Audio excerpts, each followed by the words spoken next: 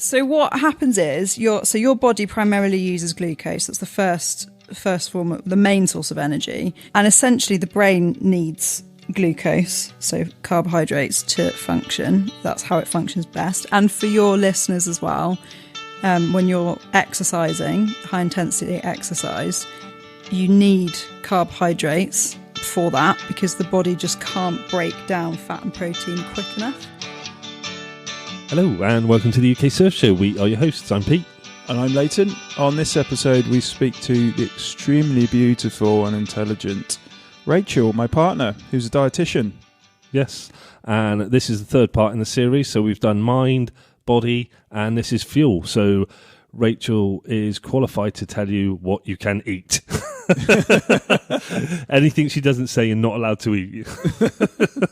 So no, she goes through with us on this one, different things for fuel in your body before surf and after surf, and goes into the science of it a lot, where my eyes went like glassy and I didn't know what she was talking about. Yeah, so Pete does this thing called the computer look. I think we've mentioned it before, where he just totally shuts off and nobody's at home. It's like he's looking through you. So yeah, that happened a lot. Yeah, I'm not good with the clevers. Before we get into this one, though, we've got a couple of discount codes for you. So the North Core one, that will get you 15% off anything you order at North Core. Go across to them and use the discount code SURFSHOW at the checkout, and that will get you 15% off anything you order until the 30th of September. And we also have a discount code for the Logfin Co., and that is the UK Surf Show 10. Head over to logfinco.co.uk and get 10% off your fins. And they've got a few other things on there as well, actually. Nice website, yeah. Yeah, really, really love those fins. Gonna be skin. So we'll get straight into this one, and here we go. Just a quick disclaimer before we get into this episode. If you are having any medical problems or dietary problems or any problems in general, go and seek medical help or a professional's advice. Don't take what is on this podcast as gospel for you. This is just meant as a guideline for a better life and better nutrition. Hello, I'm Rachel, and I'm currently a practicing dietitian in the NHS. Yes. And so you're my partner? Yeah. She didn't know that, but she does now. I'm letting the listeners know. So can you tell everybody what a dietitian actually does? Yeah, so it's a really varied role. Essentially, it's focused on nutrition and health. We don't just work in the NHS, you get private practitioners as well. So my role, for example, currently I'm in a gastro rotation. So I look after people with liver disease, Crohn's disease, ulcerative colitis, celiac disease, pancreatitis, anything from the mouth to the other end, basically. The bumhole. And it's all sort of nutrition related. So how can diet help improve that person's quality of life and their health, essentially? So what's the difference between a dietitian and I'm going to say it wrong, nutritionist? Yeah, you said it right. Yeah. So this is quite a common question. A dietitian is a protected title. So to be classed as a dietitian, you have to have gone to university and studied an accredited course. And we are registered with the Healthcare Professions Council, or the HCPC, and anyone can go on and check that. So you can see that I'm on there. You can see my registration number and find your address. Yeah. Nutritionists, some of them do study at university for 3 years, but it's not a protected title. So you then, unfortunately, get the people that go on to the internet and just tell you what you should do a day course, and they can then class themselves as a nutritionist, and they don't have the same qualifications or knowledge as those nutritionists that have done all that extra studying and have the full qualification. I suppose that's quite a vicious part to be in, isn't it? Because I'm trying to word this without going. So you know what you're talking about, and nutritionalists don't. But I said it wrong then, didn't I? I can't say it. No, there's a lot of brilliant nutritionists, and there's a lot of work in public health. Yeah, that's what I mean. So they've got a stigma to deal with, that because there's people that can just get a certificate and do it. They've sort of got a stigma to deal with where they've got to prove. Do they get a degree?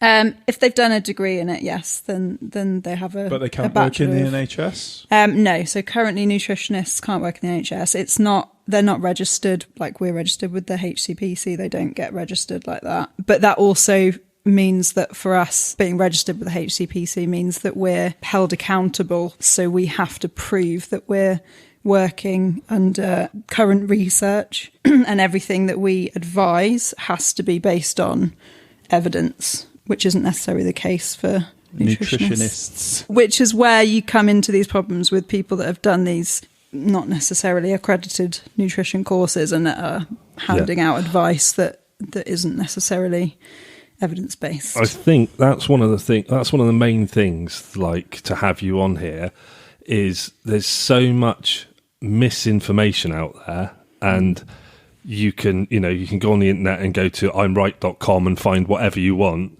basically now, but there's also a lot of stuff that says, oh, you should do this, you shouldn't do that, you should do this, you shouldn't do that. Food is a really difficult one, isn't it? Yeah, and then also with like you're saying with studies, there's a lot of studies, and then not until you get to the very end of it, you see like, oh, the study's actually been funded by the company who the product is for, or something like that.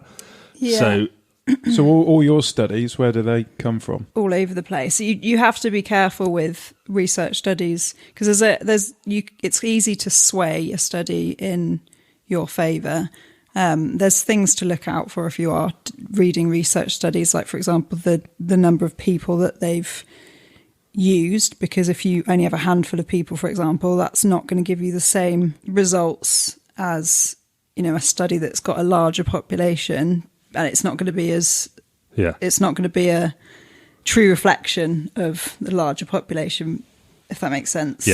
So like some studies, they'll do like 6 people and give you the average of the 6 people and say, well, that's the average over the whole. And they could be selective with those people that are taking part in the study. Yeah. So again, it might not be a true reflection. So there's things to look out for. So you're on here on our health and fitness and lifestyle kind of series. What are we calling it? Mind, Body and Fuel. Mind, Body and Fuel. You came up with the name as well. Yeah, so Mind, Body and Fuel. So obviously it's going to be surfing based, but also it's kind of just a general healthy lifestyle anyway. So how can, like, a poor diet, how can that impact your life in like a negative way? Oh, gosh. So I mean, a poor diet, as people probably can recognise it in themselves, if you've not eaten, or you feel you've not eaten particularly well. I use that term lightly because, there's all this focus on clean eating at the moment, and that's absolutely not, as a dietitian, not what, we'd promote. It's all about balance. But it can make you feel sluggish. There's definitely a link between food and mood. Without getting too technical, serotonin's actually made up of proteins. So to get that, you obviously need to eat protein. For that to get into your brain, you need carbohydrates. So without one or the other, then your mood can drop. So, oh right. So if you're on some kind of restrictive diet, it could affect the serotonin in your brain. Yeah. So that could affect your mood, and you can have low mood from that. So there's definite links between mood and diet. So you said before about protein and that before, and there's lots of difference now with a lot of people are vegan, a lot of people are very anti-vegan, or they eat a meat-based diet, or so. And you were saying to me, like, meat is a whole protein, if I'm getting that right, but then you can complete protein, complete protein. Sorry, and then but you can get that from beans on toast, but you have to have. You can explain it, because I'm going to just get muddled and just tell everyone just to eat beans on toast for the rest of their life.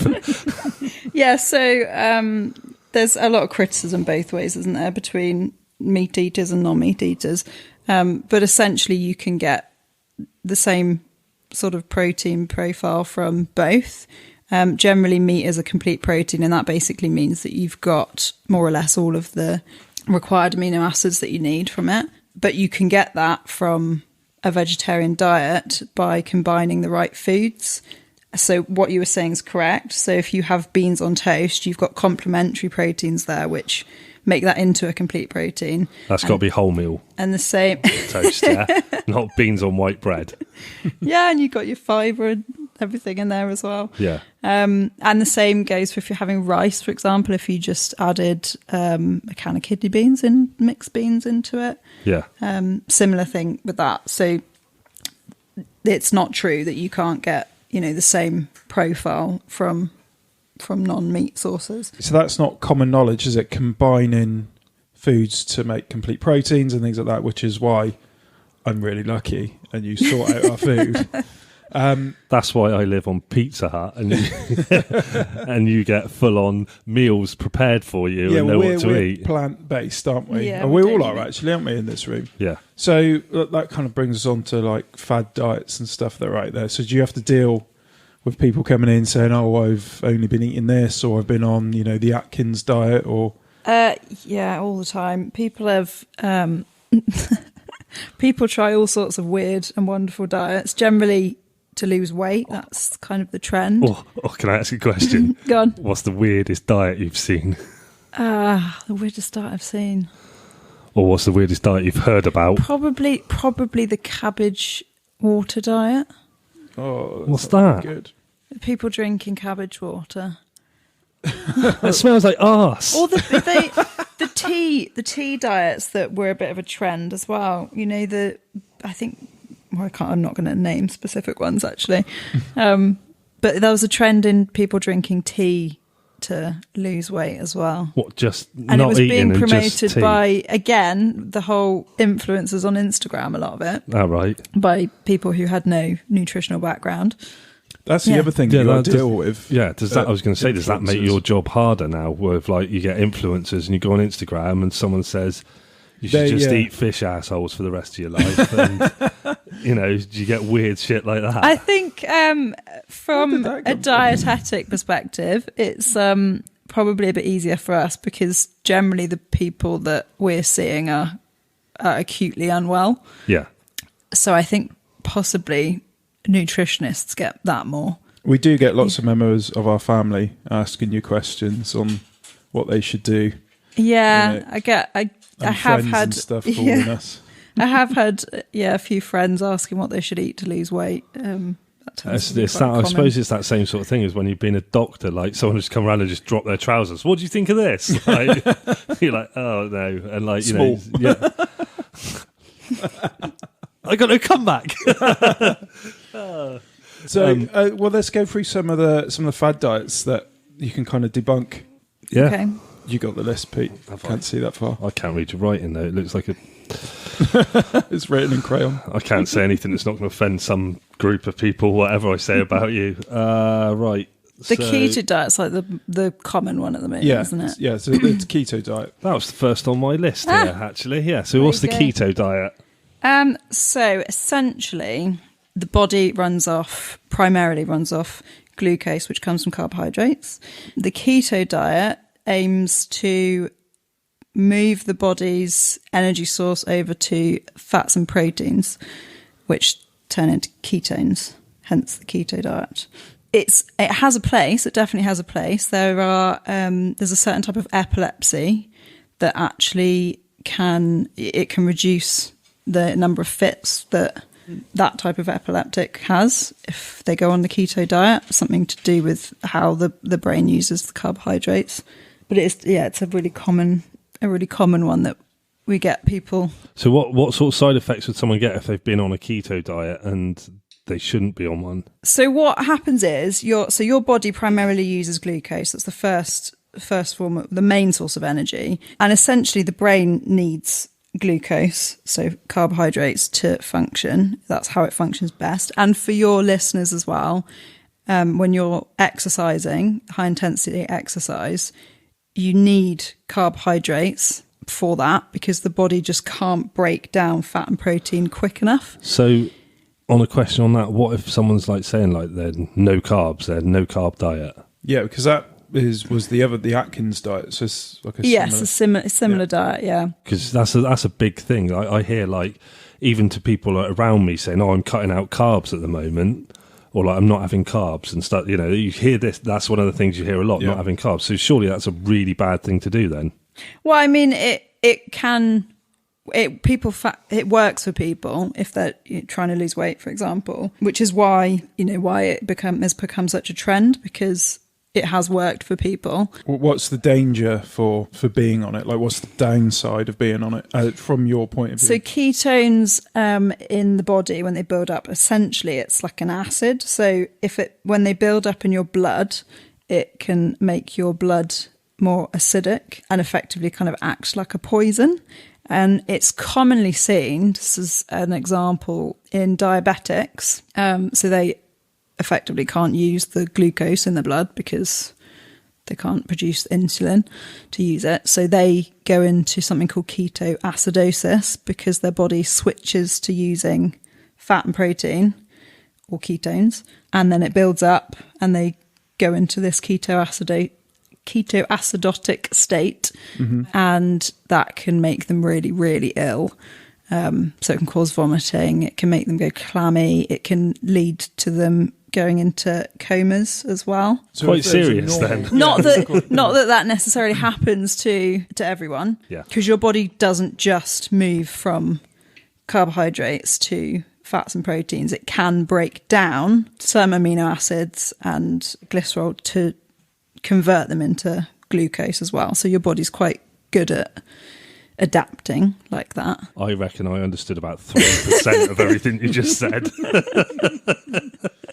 So it's a minefield, though, isn't it? It is. And essentially your brain needs carbohydrate to function. It needs glucose to function. And like I say, if you're exercising and your aim is to get fitter and for your surfers to be performing optimally, the best way for them to do that is to have carbohydrates, because the body can break it down quicker. So if they're relying on protein and fat, then they'll find it harder. What's the diet shakes? Yeah. So how are they any good? Is it a fad, or is there a place for them? So I think my position on them is that there's obviously a place for them in certain conditions, certain situations. They do work for certain people. As an example, they've got a place in some diabetes management. But again, you have to be careful, because you need to make sure that you're getting all the nutrients that you need in your diet. Not all shakes do. So, if you're having them as meal replacements, then... that's the ones you sort of see, like, oh, have these shakes and you don't need to eat. You can just have 3 shakes a day or 2 shakes a day in a meal. Yeah, and the other thing is a lot of these fad diets, this will be a trend with the majority of them, is they're very short-lived. So over a short period of time, they might work for people, and they do work for people. People get a lot of weight loss out of them and a lot of success in that, in terms of that. But they're not sustainable and they're not sort of lifelong. So once you've achieved that goal, it's whether you can work out a nutritional routine, I suppose, that then you can maintain that and maintain a healthy lifestyle. Is that the same thing you find with a lot of diets? Like, people go on a diet, lose loads of weight, and then come off the diet and just go back to normal, and then start putting the weight back on. Yeah, because so it's just a circle of continually. So that's dieting. because of their lifestyle, though, isn't it? Yeah. So it's not just because it's like we've discovered whilst doing this series. It's not just one thing.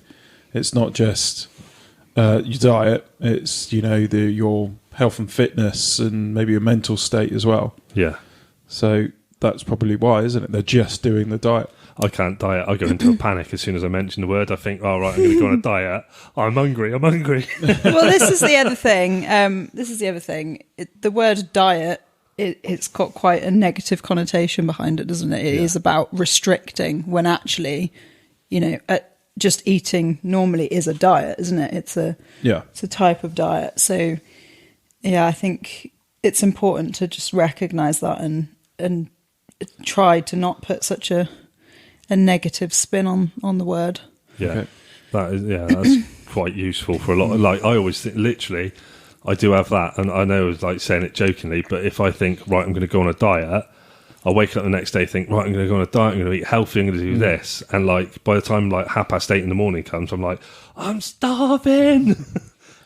Panic. Yeah, it doesn't need to be restrictive. That's the other thing. A lot of people tend to fail because they're trying to do something that's, overly restrictive, and they just can't manage it.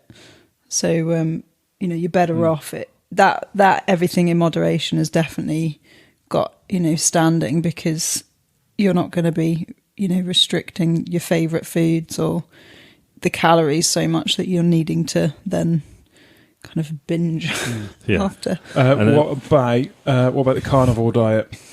So just eating meat. Yeah, this is an interesting or animal products, one. I think it is as well, isn't it? I don't really know a lot about it. I think you can have. It's taken quite a lot products. of traction, isn't it? In recent. Is that a kickback because of veganism's become so popular? I don't know. Why don't you know? The difference, from my perspective, the difference is you're missing quite a lot of nutrients from just eating meat that you get from roughage, for example. There's, a whole host of evidence about the importance of fibre in your diet and how it helps to reduce, the risk of bowel cancers and things like that. And you're going to be missing out on things like that. Essential nutrients that you're getting from fruit and veg, you're not going to be getting if you're just eating meat. Whereas, if you're having a more of a plant-based diet, you can get a broader range of nutrients from plants. Yeah. So that would be another question. Is that so? Like, main differences between someone saying, right, I'm going on a carnivore diet, or I'm going on a vegan or plant-based diet. The plant-based diet, you can get everything you need in a plant-based diet? You can, yeah. You have to be more careful. You definitely have to be more careful with it, because there's certain nutrients which are easier absorbed if they're from animal sources, like iron, for example. And omegas are easier to absorb from sort of fish sources. But you can get them from plant sources. You just have to sort of do your education around it, really, do your research. And have you found a difference now as well? I know a lot of people go to a plant-based diet, and there's so much like processed plant-based food out there now. Do you think that'll have a long-term effect, or is that a difficult question to answer? Do you know what I mean? A bad diet's a bad diet, whether it's, a plant-based diet, a meat mixed diet, whatever. It's, those foods are full of saturated fats and tend to be full of a lot of salt and things like that. So just stay away from as much processed food as you can. Yeah, processed food, is processed food. So it doesn't matter if they've plastered vegan or plant-based on the front of it. It doesn't make it healthier than. Yeah. So sorry, you just said then about good fats and bad fats. What are the good fats and bad fats? Good fats and bad fats. Yeah. So some people out there is not going to know what the good fats are and what the bad fats are. In simple terms. Obviously you need fat in your diet. You do need fat in your diet. It's very important. I look like I do well with that. It is used for energy. It's also, stored in your body for warmth and stuff. The general sort of ideal is that you steer clear of the saturated fats, because that's the fat which clogs up your arteries. What's that most commonly found in the saturated fats? Fats from animal sources are generally saturated fats. Your kind of plant-based oils are known as more healthier fats, and they contain like your omegas in there, omega-3 and omega-6. You can get saturated fat in other oils, like coconut oil, for example, is a saturated fat. And they tend to be the harder. So the fats that kind of set. Ah, right, yeah. That's the easier way to sort of notice it. So the fats that are set at room temperature are generally the saturated fats. That's a good Yeah. So your butters and your Yeah. coconut oils and Yeah. like your meat fats. When So if you're on a carnivore diet, what can you expect to feel like? Because, for instance, Joe Rogan he does some little podcast that's... I've never heard of him. Don't know what you're talking about. I follow him on Instagram as well, and I think it was just over a year ago he was doing a carnivore diet, and he said all these benefits that happened. So he lost a load of weight, he felt more energy, just generally better. So he only did it for about a month, I think. So why would that be? So the weight loss is fairly easy because, you're cutting out a lot of other nutrients. You're cutting out carbohydrates. You're cutting out essentially, a whole food group there, which is primarily where we get our energy from. Mm-hmm. So, you're automatically reducing your calorie intake there. I imagine as well, I don't know because I've not done it. I don't eat meat. So I only know from, reading around. But I imagine that it will affect your bowels quite a bit initially. Yeah, he did say he had explosive diarrhea for 2 weeks. Which is always funny. Which would, also contribute to weight loss. Yeah. See, I think that's the thing that people don't realise, that, wow, he's lost all this weight. Yeah, a lot of that will be water weight as well. Exactly. Which weighs a lot in your body. But it's not a healthy way to lose weight, is it? No. And so the argument that people have, well, that I don't suppose you can say argument, like a debate I've had with people that say that, they just eat meat and all that, and that's how our ancestors would have lived and stuff. I love that line. Yeah, but wasn't that because, so back then, say caveman kind of era, that we would eat the entire animal? Yeah, so this is the theory that I have with this debate, that back then you would eat the entire animal, and that would include fibrous content because the animal would have eaten plants, mm-hmm. and you'd have eaten the stomach and the stomach content, mm-hmm. as well as getting nutrients from, they'd be boiling the bones as well, so you'd be getting nutrients from that. They'd be eating all the organs, mm-hmm. which contain a lot of extra nutrients, more nutrients than you're just getting from muscle meat. Yeah. So that's where... So that would make more sense to me. Yeah. Although our ancestors also foraged when they couldn't find animals. Mm. So, we'd be eating more than just meat. Mm-hmm. Didn't have McDonald's though, did they? They did not have McDonald's. And also our ancestors didn't live as long as we did, so... Yeah, like 36, wasn't it, or something like that was the average life expectancy. Yeah. Like obviously all the diets are, majority of them are all aimed at like weight loss sort of things, like they're all marketed towards. So what about like, what's the strangest diets you've seen or heard of? So there's a couple of odd ones. There's the eating for your blood type diet. Do what now? There's actually, I think there's a book published on it. Actually, you can't just say that and there's you got to explain that eating for your blood type. Yeah, there's a book on eating for your blood type. So whoever wrote it believes that depending on what blood type you are, means that certain foods work better for you. You could be healthier on certain foods. Is there any scientific evidence to back this up? No. That's really dangerous, though, isn't it? Well, I mean, I haven't researched enough into it to look how restrictive it is. It's just a very odd one. Is that like what you were saying earlier about like, qualifications and stuff? That's the same sort of thing. I could write a book now saying the best way to be healthy is to go and catch and eat squirrels. Like you could. And some people might believe it, and something like that may have worked for you once, so you might write a book on it. Isn't that? And people could read it and take it as gospel. Isn't that like Leighton just said? They're really dangerous. The amount of like information that's out there that just.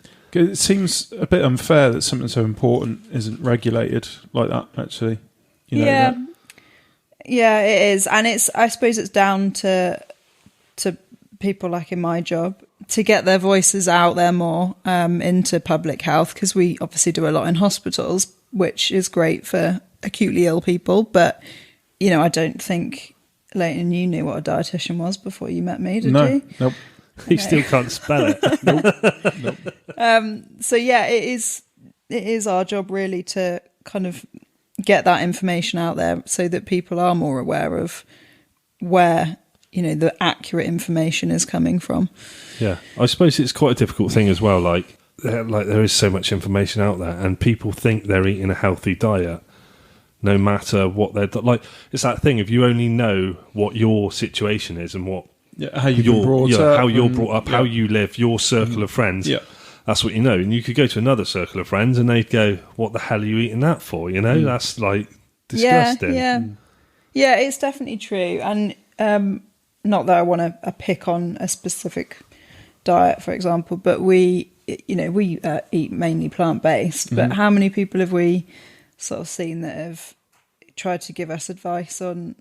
Tried to give you advice. Tried to give us advice on, you know, that how to eat vegan or plant-based, and you know they're missing out on, you know, important the nutrients. It's just so funny when we come across someone and somebody tells you, like, even if like they might not know what you do for a job, and we'll be out somewhere and somebody's talking to you and giving you advice on food, when we tell them if we've ordered like vegan or plant-based meal and they're giving you advice, I just sit there just thinking, this is so good, because I can see you inside kind of like, oh my God, that's so wrong. But it is difficult. And, you know, little things like plant-based iron, for example, is different to iron that you get from meat.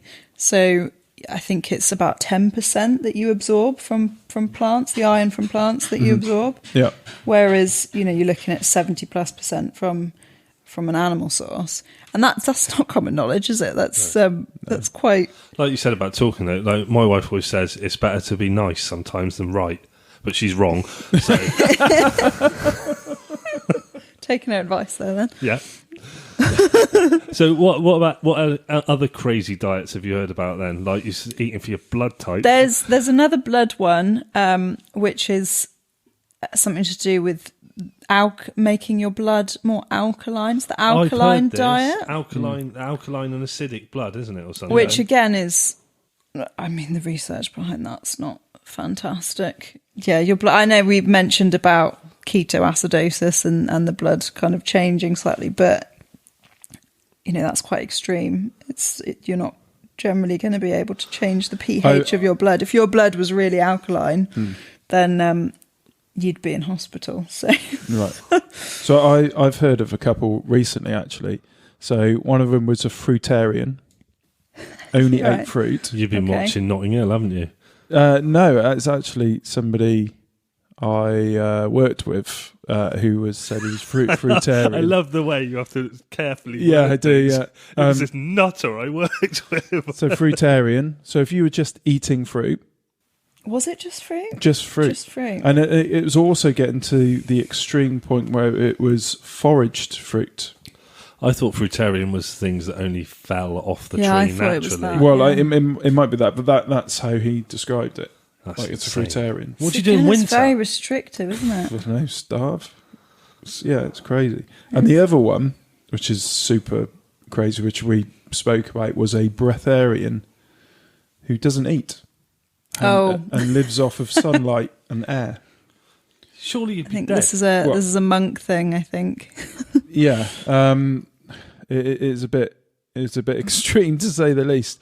So the guy on the video that I got sent, he hadn't eaten for 2 years apparently. Bollocks. Yeah, and I told you about that, didn't I? Yeah. What did you say? Bollocks. So I just find it, I find it strange how people can watch something like that and not think that's a conspiracy, but think that advice that's given, which has, you know, a wealth of research and information behind it, could be a conspiracy. Yeah. Yeah. Like Bill Gates putting a chip in your arm when you get your jab and stuff like that. Yeah. I'm going to say it. I don't care. If you think you're going to get a chip in your arm, you're nuts. If they wanted to track you, everybody carries around a mobile phone. Put it this way, right? The amount of information they have on you, they don't need to listen to you. You give it over willingly. You sign it on Facebook, you sign it on Instagram, you sign it on all of that. You give it all away, and I really think they're not interested in what we're saying. They're probably more interested in listening to. I'm going off on one, but let's not get started on that. Anyway, crazy diets. What else was there? Detox diets, that's a big one. That's the interesting one. Detox diet was quite a few years ago now. That was quite a big thing. Lots of detox books around. Juice detoxes and do they work or do they do anything? No. So again, your body is built to do that job anyway. You've got a very good detoxifier in your body, which is your liver. You don't need a special diet to do it. Your body is perfectly capable of detoxifying itself. So there is a quite famous documentary on Netflix, an Australian guy, I can't remember the name of it, but he does the juice diet and he does lose loads of weight and he looks like 10 years younger and all that kind of stuff. Yeah. So how does that happen if the juice diet or you would lose weight because you're restricting your calories by so much. Those diets tend to be between 300 and 500 calories a day. Yeah. And so he would just naturally look younger anyway. So he's nearly on nearly 2,000 calories a day less than he should be, basically. Yeah. So you would lose weight. Again, you're not having any fibre if you're juicing all your... So like what would that actually do to you? Like in a negative way, like into your organs and stuff like that, if you're not having any fibre and... Well, that's sort of more long term. It depends how long he's on it for, really. Those juice detoxes tend to be shorter term again, don't they? Yeah. So when I mentioned fibre, things like bowel cancers are, a longer term health issue. So it's not going to necessarily cause those issues if you're doing it for, a few days or whatever. But say if he was doing it for a long time and then he comes back on to like a regular diet, would his organs not struggle from that no, not transition? his organs. His body may struggle to get, because it's got used to having only juice for a while. I bet it's a big hard poo afterwards, though. When you start putting solid food in your body again, it's going to be trying to claw back all those nutrients that he hasn't had in that time. Right. Would that sort of thing have the reverse effect then? So, like, if you go on a diet like that and then you eat something like normal food, whatever that is, afterwards, and you say your body's trying to claw it back, would it grab it and store it as fat then? Because it knows... Not necessarily. It depends on what you go back to eating after. If he's going to go back to eating as he was before, or eating like the higher fat foods, then it'll effectively undo what he's done the detox for. The detox. So it is just balance, and that's the main theme for all of it. Then it is just a balance. Yeah, and I think those extreme weight loss diets as well, they have a place. I think you have to be careful on them because restricting that much isn't good for you if you're restricting. So it's just a short term 500 calories a day. And it is going to affect your mood, your energy levels. Yeah. But say, for someone that's got a specific goal, like a wedding or, something like that, it does work for those people. So yeah. But it's just short term then. Yes. Yeah, short term. And again, I think you have to be careful which kind of diet you're picking. If we said, we've got like questions on some of like the fad diets that are out there and stuff like that, but I think rather than breaking down, going into every fad diet and saying why you shouldn't do this and why you shouldn't do that, what we should look at is what for surfers out there, people, because like we've got questions from people as well, because we put out on Instagram questions, and two of the main questions that we got was how to fuel our bodies before we go surfing, and what we should be eating when we get out of the water, and what sort of foods we should be looking at to to recover quickly, to perform and then recover. Yeah, okay. So I think let's have a look at the fuel in the surf first. Yeah. Okay, so you're wanting really carbohydrate foods. Carbohydrate comes in two different forms, really. So you're looking at having something that's got slow release and quick release carbohydrates. Yeah. The quick release obviously makes your blood sugars go up quicker. And how long? How long? Because people won't know out there, may not know. How long is a quick release before it releases, and how long is like a slow release over how And how long does that last? I mean, it's difficult to give specific times, but you want to be having it really sort of half an hour to 45 minutes before your surfing activity. So before you go surfing, and that will just give your body a chance to start breaking it down. So your quick release carbohydrates will be working when you go into the water, and then the slow release will continue to provide that energy throughout your surf. Okay. So does my bag of crisps on the way count then as carbohydrates? I mean, they are carbohydrates. So have you got any examples of like healthy, fast and slow releasing carbohydrates that people can eat? Yeah. So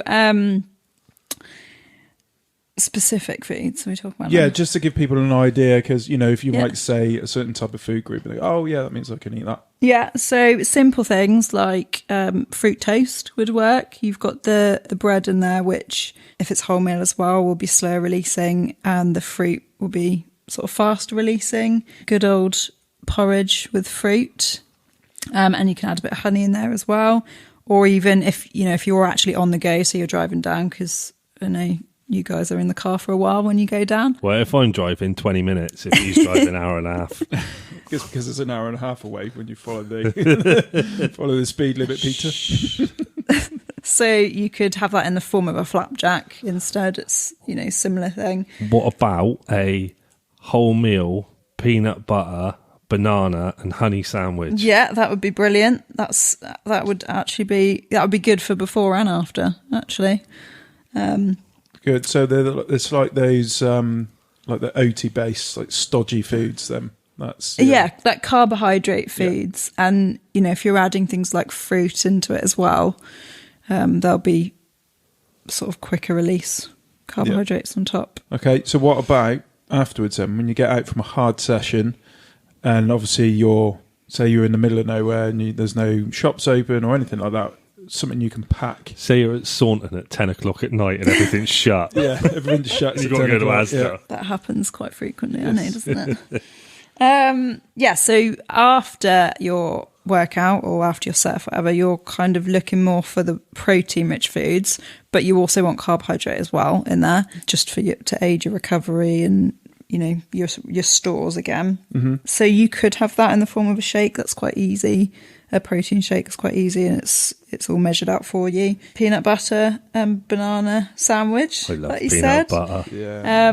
Nut bar, simple nut bar. Because can we give the recipe for your shake? Yeah. So we bought a shake somewhere. I can't remember. You reckon you've told me, but yeah, well, you remembered the recipe, didn't you? And it is absolutely fantastic. So it is fantastic. Yeah. I've made it myself now, and it's a really nice tasting protein. Yeah, I have shake. about 15 of them a day. I do. I have about 3 a week after working out. Actually, shall I say it, because I make it for you more often now? So I'll say it. So yeah, we put in one banana. This is for 2 people, by the way. So it's 1 banana. Is that the recipe you gave me was for 2 people? The one you gave me? Yeah. Do you just drink it all yourself?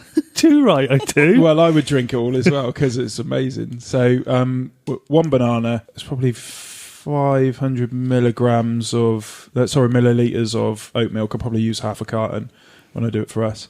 I put in 2 heaped hemp protein scoops. 2 tablespoon heaps of hemp protein scoops. I put in a tablespoon of flax seeds, a tablespoon of chia.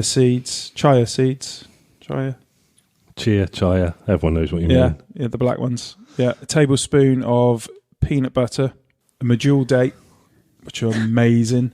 I think you should put more than one in. I think Of what? the mature dates. I do too. Well, I put 2 in sometimes. It depends how many we've got, and I'm tight and they're expensive. So I try to make them last, try and stretch them out a bit. Protein's important, but not if it costs me money. Yeah. It's not if he's sharing it with me, he'll only put one in. So we'll put this. We can put this out on our Yeah, we'll put it on the website. on the website. Yeah. So because we're not doing a very good job. Cocoa powder as well. You missed cocoa powder. Cocoa powder. So I put about a tablespoon and a half of cocoa powder. Blend it all up.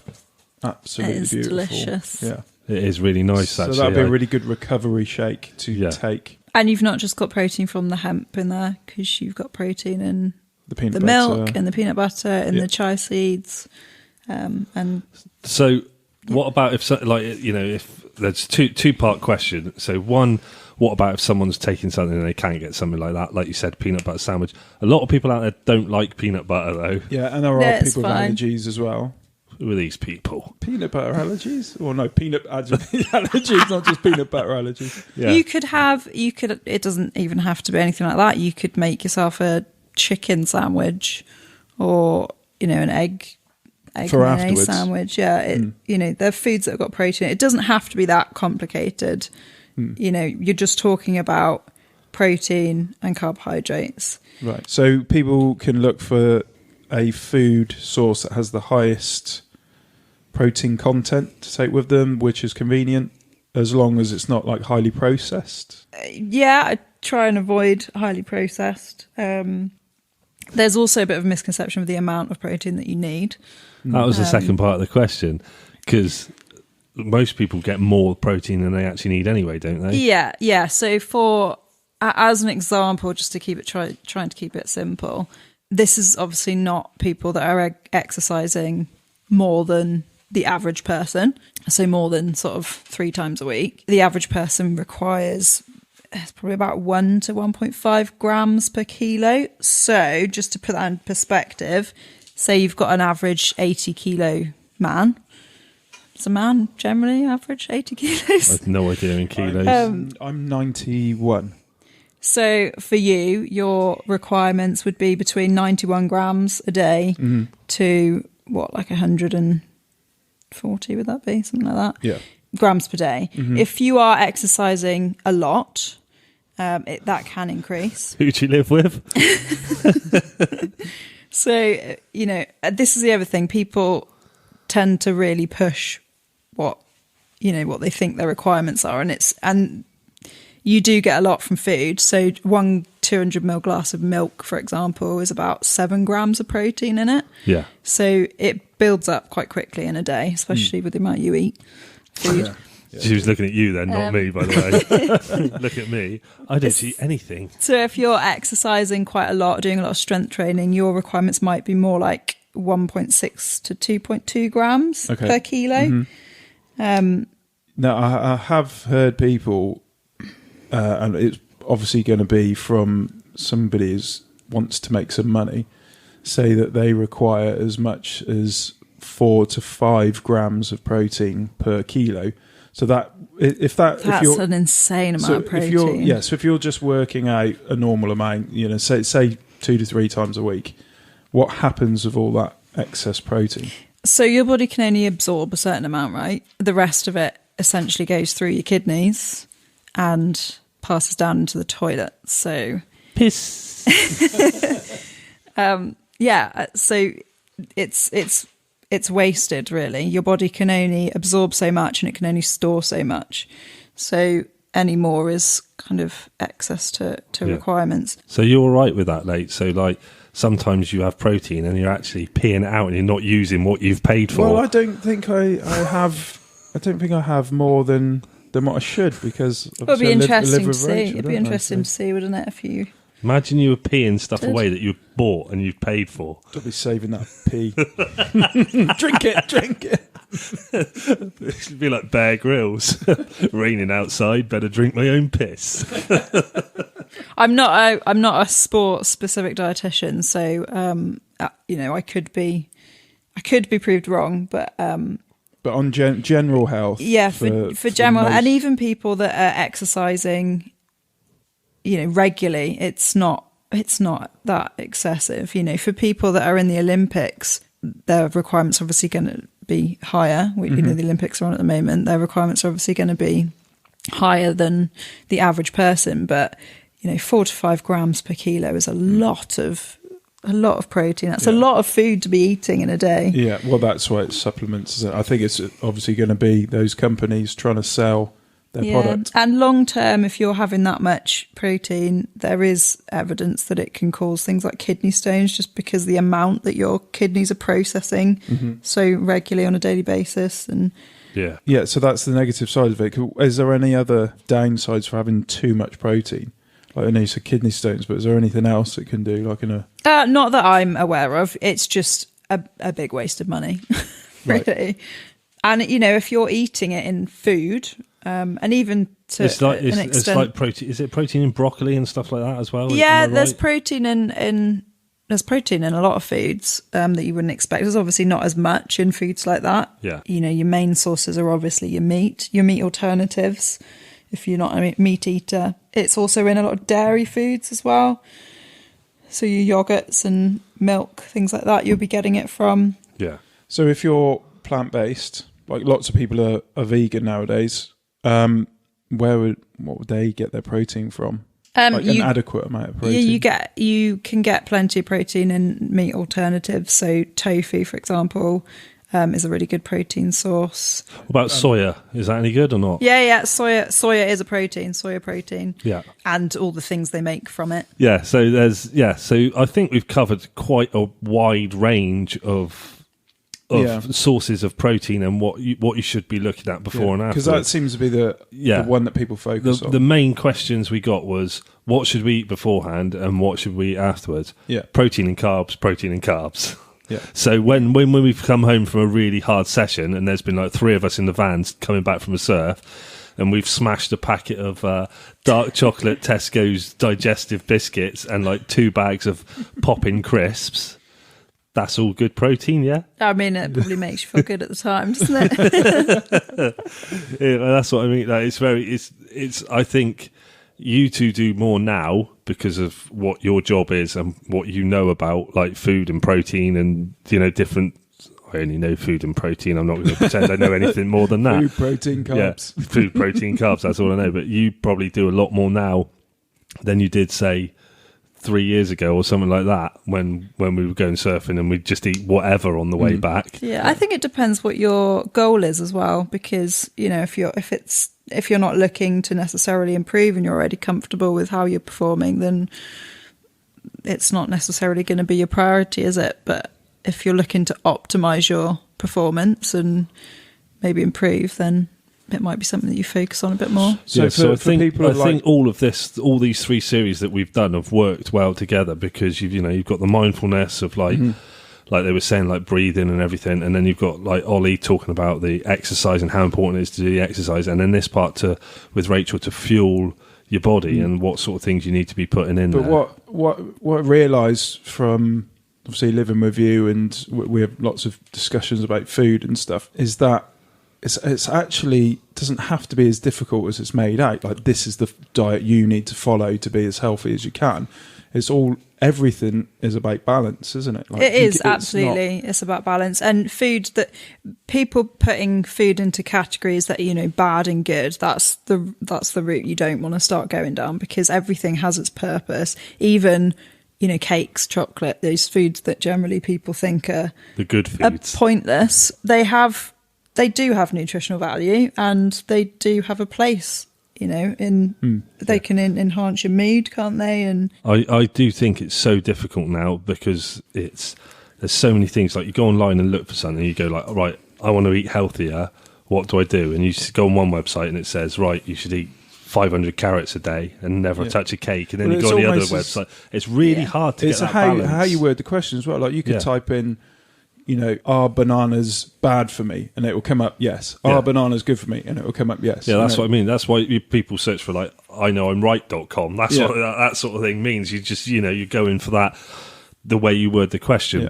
So you must have seen people who think, like, McDonald's is good for you, or, you know, bad food like, you know, junk food, pizza, burgers and stuff like that. They think I'm eating meat and there's lettuce in there, it must be all right. I mean, yeah, and you also need to remember that people have been brought up very differently, and people's ideas of what, again, I'm going to steer clear of good and bad foods because I don't believe in good and bad foods. But people's idea of what might be healthy for them, for someone else, they might think it's really unhealthy. And just to clarify, just as an example, to clarify on that, someone might think that having tinned fruit or vegetables might be an unhealthy option, whereas for someone else, that might be all they can afford. Yeah. And that's totally fine. Like, it's fruit or veg. It doesn't matter if it comes in a tin. It doesn't matter if it comes fresh. It doesn't matter if it comes in a freezer bag. Yeah. Do you know what? You just said something then that I didn't even put into the equation. Like, that could be something someone can afford. That didn't even cross my mind. Yeah, it's a huge part of it. And education as well. How, you know, I've been brought up, really fortunately, cooking a lot of food from fresh. So for me, that's normal and it's so easy. It's really easy for me to do. But for someone else, their idea of fresh might be, you know, sticking a jar of sauce on some mince and making bolognese that way. Yeah. Which again, you know, is fine if that's how it works for them. Then that's fine. I do think there's a lot of judgment as well in society these days. So if somebody wanted to try and do the very best they could with regards to the best possible diet, is there somewhere that they can go that's not, you know, like kind of aimed at a certain type of diet, not marketed, or marketed to something that's totally independent and which is as a result of actual proven studies? Yeah. So generally the place that I'd recommend people to look is the British Dietetic Association, the BDA website. They've got a lot of diet sheets on there which are all evidence-based as well. You can also look at the Eat Well guide, which you can find on the BDA website, but you can also find it on the government website, and that's laid out quite nicely as a plate. Will that give you sort of ideas for a big range of budgets as well? It's got ideas for food, different food groups, foods within those food groups for, again, like if you're plant-based or if you're a meat eater, or... Oh, they've adapted it for plant-based now, have they? Oh, it's just got, it's got lots of different options on there. So it'll have alternatives to cow's milk, for example. And yeah, as I said before, you know, it doesn't matter if you're going and buying your fruit and veg fresh or whether it's, you know, from a can, from the frozen section. It's all still good. Yeah. Nutritious. Well, I think that's given a massive amount of information. On a curveball, when was the first time you surfed? First time or last time? Not you, the first time. First time I surfed, Rachel I surfed. think I was about 5. A long time ago then. Okay, what about the last time? That was probably when the world was in black and white still then, wasn't it? No, not quite that long ago. Not as long ago as you. So what about the last time though? That's more important. Yeah, when was the last time you went surfing? That's a while now. The last time I went surfing was a while ago because I'm growing a small human. Yes. Oh, yeah. Yeah. So I think it'll be a while till I get back in the water as well, unfortunately, on a surfboard. What can you do? Yes. So when was the last time then before you found out that you were growing people inside of you? A person, singular. Yeah, there's only one. Definitely only one. You sure? You see you hear about those scans where there's one behind the other and they couldn't tell. Oh God. Yeah, don't do that. When was it? It's got to be 6 months ago. Yeah. Yeah, too long. Yes. Yeah. Well.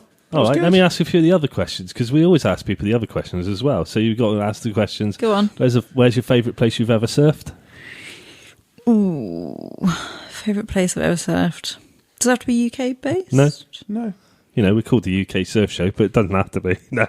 Anywhere in the world, where's your favourite place? Probably is in the UK, actually.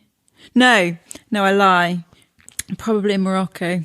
Yeah. When we went actually with the intention of hiking the Atlas Mountains, but we got snowed off. So we changed tact and went to the coast and went surfing instead. We went to a place called Tagazoot. Yeah. That was brilliant. That's on my list of places that I want to go. You two have been there, but it's brilliant. Yeah, there's some really big nice waves, places there. lots of rocks. Yeah. But Lots beautiful. of people. No, not lots of people. No, very quiet. Oh. Not anymore. Not anymore. It was an up and coming, and fairly cheap. Yeah, it was an up and coming surf location. Well, I was going to say it wouldn't be expensive if you went with him, would it? We did camp on the beach. Yeah, we didn't pay for camping. We camped on the beach. Saved me a fortune. I say camped as well. It wasn't really camped. We slept on the beach. Yeah.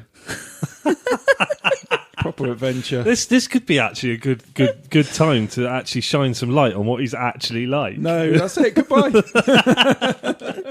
Because I always do the thing of how cheap he is on the podcast, and that's like a running joke. Cheap sounds bad. It doesn't. It's frugal. is the, I don't know. He has specific likes now.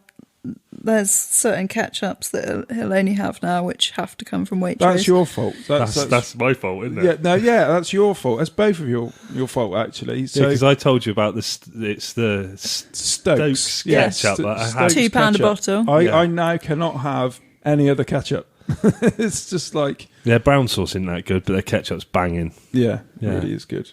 Yeah, so now you have a few things. You have a few things you spend money on. Well, and it's like when the very odd occasion I have a cup of tea.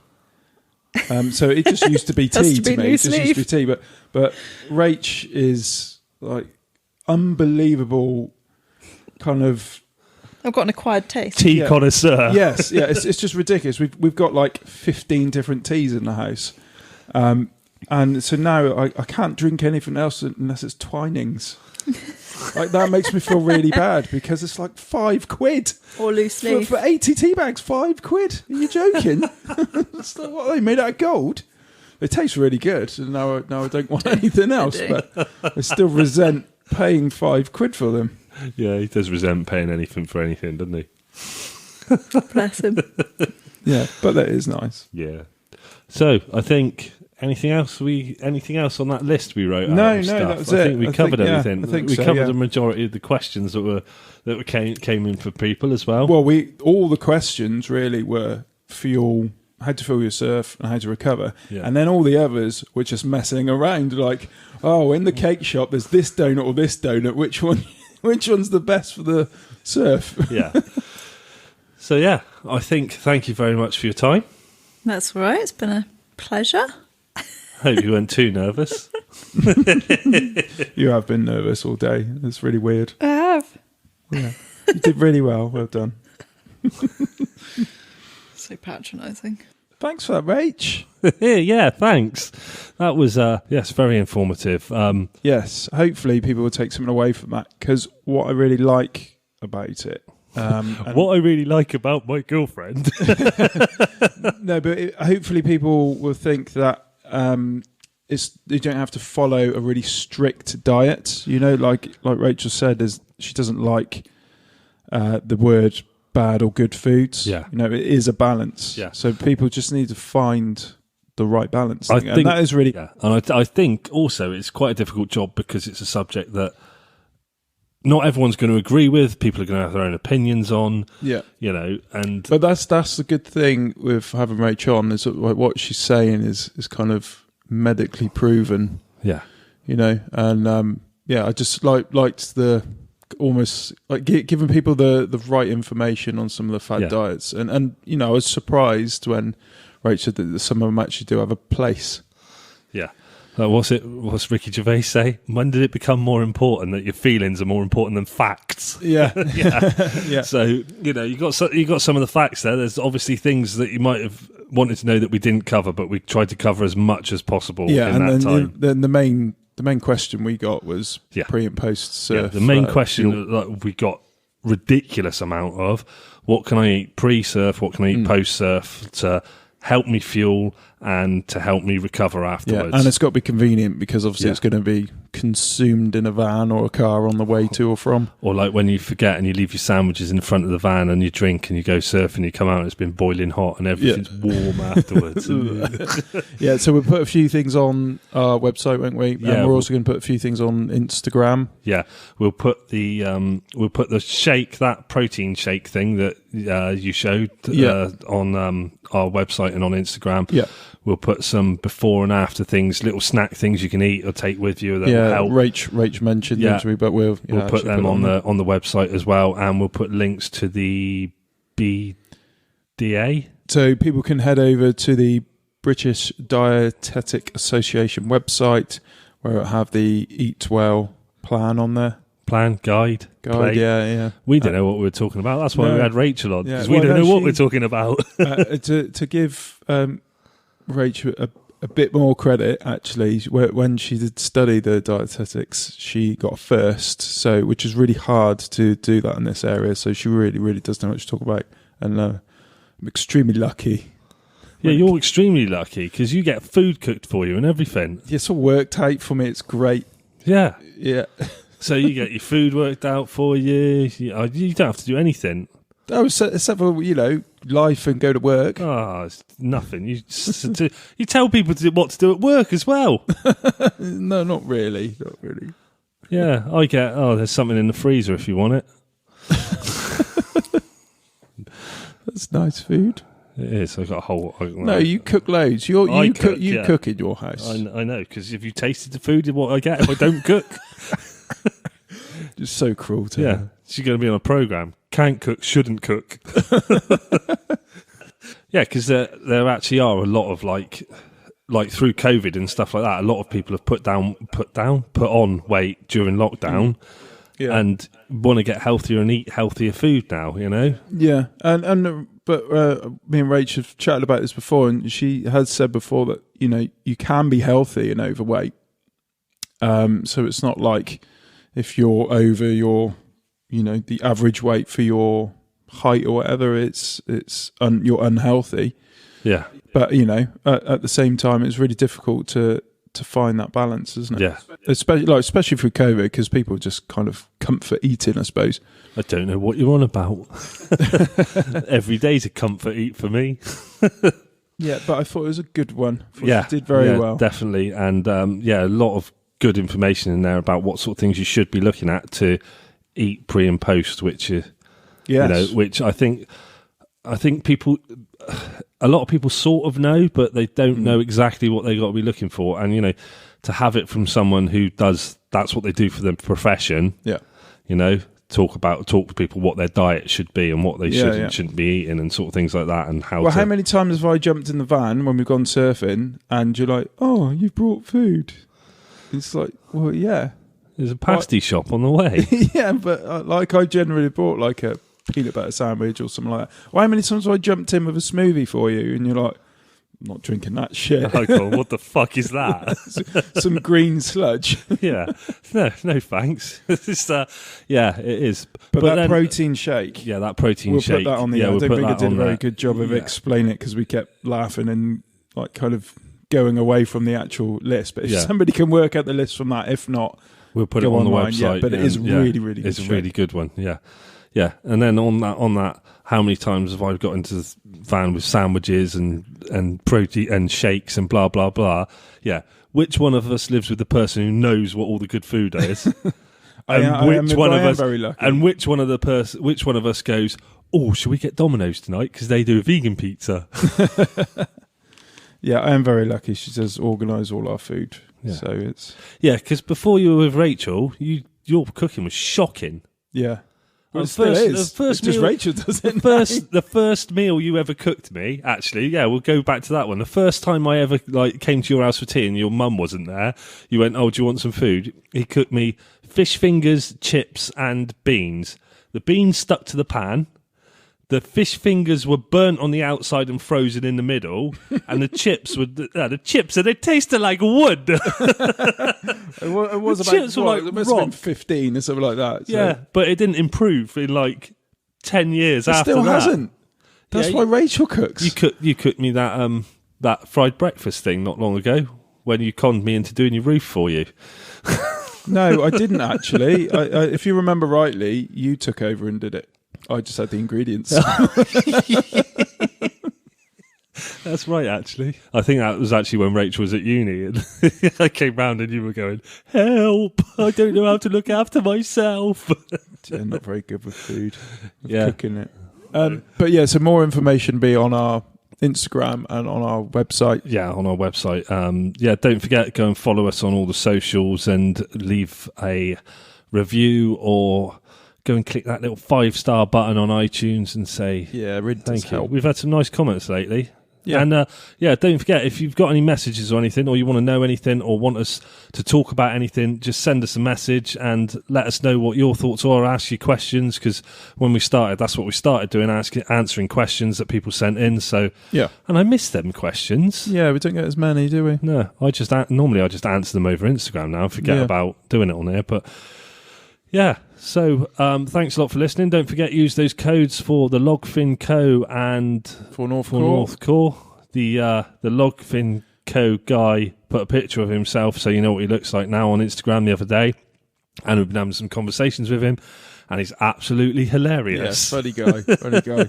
I won't tell you what he actually said, but it's... can I say that on the podcast? No, you can't say on the podcast. No. Swiftly moved on. All right, it was funny. It was about... well, I can say the You're one going to do it anyway. I'm going to do it anyway. Yeah. I'm going to do it anyway. It was... He might not like it. No, I'll ask him. It'll be fine. I was saying about us going to over to Wales, going surfing, and I said, but Leighton won't share a van with me for some reason. I don't know why. Did you know why? Your ridiculous snoring, Oh, which well, is like He actually said- flipping animal, like a wild animal loose in the van.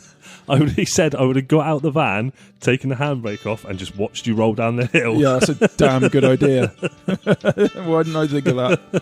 Yeah, he should have done. Yeah, and then some other comments as well, which were very funny, but I won't repeat. Yes. But yeah, so his company's really cool, and they got some beautiful fins. Yeah, really nice fins on there. Yeah. Yeah, proper skint you out fins because they're so nice. Yeah. So don't forget to go and use those codes. Go over to North Core as well and use the stuff over there. And, they've got every accessory you can think of for your surf life over there as well. So we will see you next time with another episode. Because I don't know what it is yet. No, I'm all over the place with editing and everything. So I don't know what's next. Yeah. So, yeah. Cool. Look forward to that. We will too. See you later. Cheers. Bye.